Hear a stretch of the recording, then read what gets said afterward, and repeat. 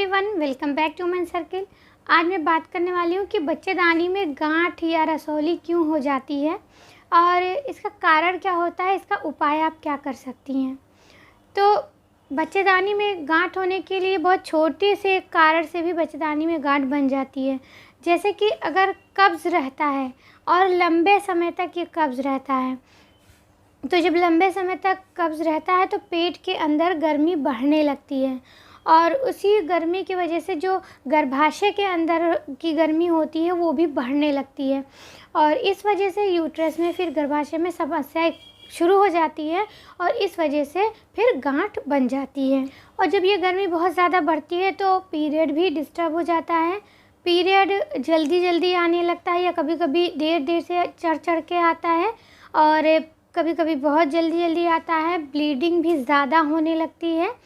तो इस तरह की समस्याएं पीरियड में खड़ी हो जाती हैं, पीरियड इरेगुलर हो जाता है। और एक और कारण होता है यूट्रस के अंदर गांठ होने का, वो है एस्ट्रोजन हार्मोन के गड़बड़ी के कारण। अगर एस्ट्रोजन हार्मोन का लेवल सही नहीं है तो भी कई बार बच्चेदानी में गांठ या रसौली की समस्या हो जाती है।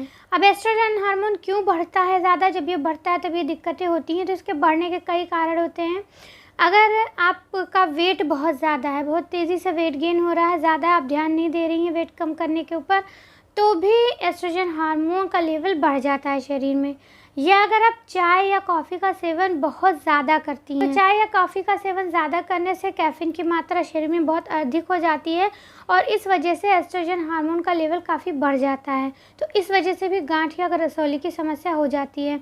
और कई बार अगर आप गर्भ निरोधक गोलियों का सेवन कर रही हैं, अगर आप कॉन्ट्रासेप्टिव पिल्स का सेवन लगातार कर रही हैं, लंबे समय तक कर रही हैं, तो भी इससे भी कई बार एस्ट्रोजन हार्मोन का लेवल बढ़ जाता है और इस वजह से भी बच्चेदानी में गांठ या रसौली की समस्या हो सकती है। अब इसके कई लक्षण आप देख सकती हैं, जैसे कि आपका पीरियड अनियमित हो जाएगा, ब्लीडिंग बहुत ज़्यादा होने लगेगी, उसके साथ साथ आपको क्लॉटिंग भी हो सकती है। आपके पेट के नीचे वाले हिस्से में और उसके साथ साथ कमर में आपको दर्द महसूस हो सकता है। पेट के नीचे हिस्से में भारीपन सा महसूस हो सकता है। जब आप इंटरकोर्स करेंगे उस दौरान भी आपको दर्द महसूस हो सकता है। तो ये कई सारी समस्याएं आपको देखने को मिल सकती हैं। अब इसका उपाय आप क्या कर सकती हैं? तो उसके लिए आपको क्या करना है कि आपको 1 गिलास पानी लेना है, 1 गिलास दूध लेना है और उसमें 1 चम्मच मेथी डालना है और इसको अच्छे से उबालना है। जब ये दूध 1 गिलास बच जाए तब आपको इसको छान लेना है और जो मेथी उसमें हो उसको अलग कर लेना है और उसके बाद आपको 1-2 घूंट दूध पीना है और थोड़ी सी मेथी चबाकर खाना है। इस तरह से आपको पूरा ख़त्म करना है। इसको आपको डेली करना है। आप चाहे तो सुबह भी कर सकती हैं, चाहे तो आप रात में भी कर सकती हैं। आप कुछ खाने से 1 घंटा पहले करें या कुछ खाने के 1-1.5 घंटे बाद करें। इस तरह से आपको करना है। जब आप लगातार इसको करेंगी लंबे समय तक, तो आपके जो बच्चेदानी में गांठ की समस्या हो गई है वो धीरे धीरे सही होने लगेगी। अगर आप कोई मेडिकल ट्रीटमेंट कर रही हैं तो उसके साथ अगर आप ये घरेलू नुस्खा भी आजमाती हैं तो बहुत जल्दी फ़ायदा मिलेगा।